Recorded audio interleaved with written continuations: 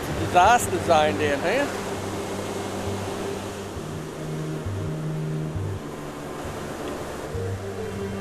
We were right up the bank up there to get away from the waves last night. It was just slamming right up into the bush. It was just amazing.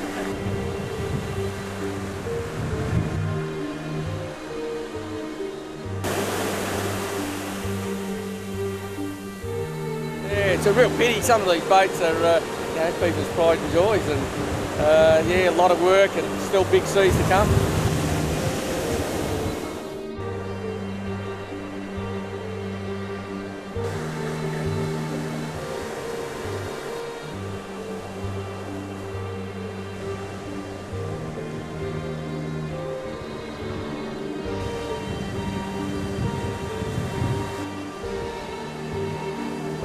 I haven't seen it this rough ever before.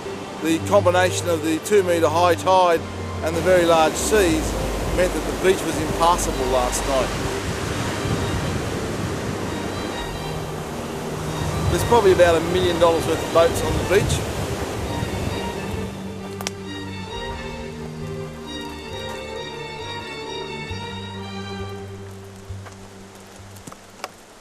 I'm Dennis Cornell, I'm a videographer.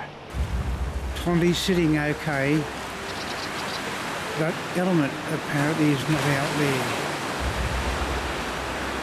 But Element, sadly, is up on the beach with some of the others. Element, oh no. When I got down here, I saw the conditions that I'd never seen before.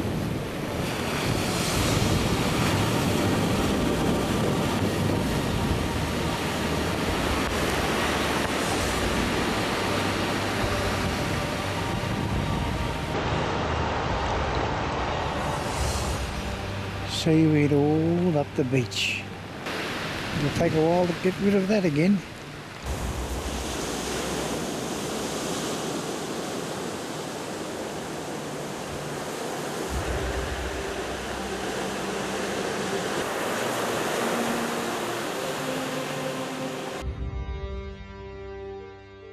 Originally we walked down, we could see there were a lot of boats on the beach, but we weren't exactly sure how many, because some of the ones that were there the night before it seemed to have moved, but when we walked along the beach to investigate, they'd actually pushed up into the creek that is situated a couple of 100 yards down the beach. Not when you see, you know, the peaceful water and the boats just bobbing around. You just wouldn't think that that could happen, and residents have said that was something quite unusual. The images I collected were after the event. Like I heard about it about 7 o'clock in the morning on the radio, that so many boats have been washed up at Callala Bay. So as soon as I was able to, I came down with my video camera, and I was surprised to see how many boats, 11 or 12, and some of the little dinghies were completely ripped apart by the weight of the sand in them and the force of the water. The whole process of recovery with cranes and front-end loaders and all that, there was just hundreds of people watching that happen. Considering there are 11 boats on the beach, those people involved in cleaning them up did a really good job, and within about a week or so, all of the hulls were gone. Those that needed to were dragged back into the water. Those that had to be taken away had been lifted out with crane and transported to where they had to go.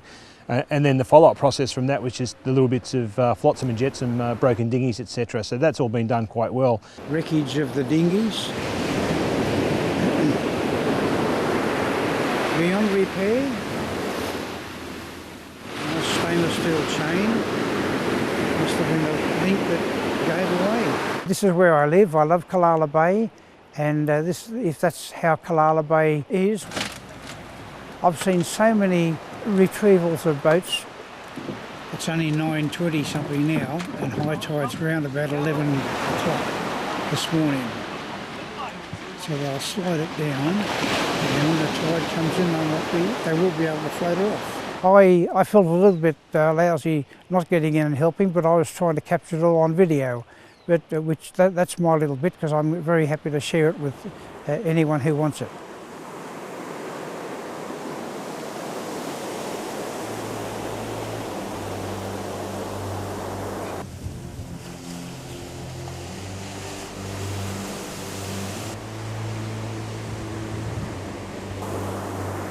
I think the breakwall would be a good idea, not only to protect the boats, it would protect all the foreshore as well, because as you can see now it's washed away the banks, they're going to have to be repaired. Talking about a breakwall is probably a way to go, and that would make a lot of boat owners a little bit happier when you get big swells and high seas. That would certainly protect the boats. But all we're really after is something that will ensure that the boats that are actually moored here, and as you can see there's about 100 here, are looked after and are kept safe. And also if you had the breakwall from the small reef just here out to the marker buoy, Bralga Reef, it would stop all the smaller boats which cut across there at low tide and rip the weed up. I guess there'd have to be the appropriate studies and things into whether that is environmentally the right thing to do for this area, because as much as you'd like to see the boats safe and boat owners' peace of mind, there's also the aspect that has to be good for the bay and the environment. We're a village that thrives on tourism, and people that want to bring their boats down and use the bay as a recreational facility need to know that if they do so, it's going to be safe.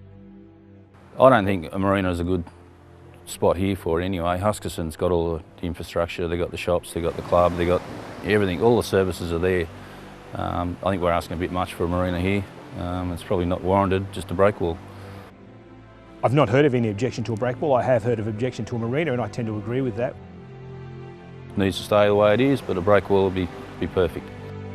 If we can push forward to get just the breakwater in, will look after us and it'll look all go well for Jervis Bay in the future.